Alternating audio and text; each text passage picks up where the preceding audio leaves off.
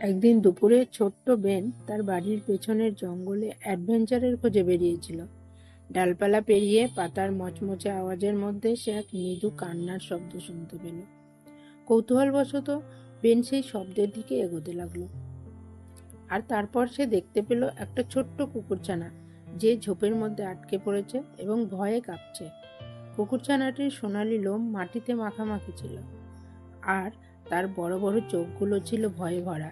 কুকুরছানাটিকে দেখে বেনের বড্ড মায়া হলো। যত্ন সহকারে সে কুকুরছানাটিকে ঝোপ থেকে বের করে কোলে তুলে নিল। কুকুরছানাটি কৃতজ্ঞতায় বেনের মুখ চেটে দিল আর তার ছোট্ট লেজটা খুশিতে দুলাতে লাগলো। বেন কুকুরছানাটির নাম রাখলো পিনাট। সেই দিন থেকে ওরা একে অপরের সঙ্গী হয়ে গেল। ওরা প্রতিদিন প্রজাপতির পেছনে দৌড়াতো, দুর্গ তৈরি করত, আর জঙ্গলের বিভিন্ন জায়গা একসাথে ঘুরে বেড়াতো। বেন যখনই কোনো কারণে দুঃখ পেত বা একাকী অনুভব করত, পিনাট এসে তার পাশে শুয়ে থাকত, তাকে উষ্ণতা আর শান্তি দিত।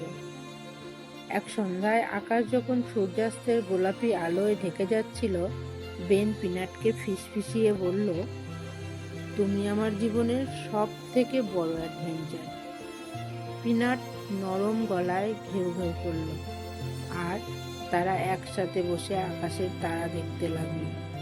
তারা জানতো যে তারা আর কখনো একা হবে না। ওরা একে অপরের মধ্যে শুধু বন্ধুত্বই নয়, পরিবারও খুঁজে পেয়েছিল।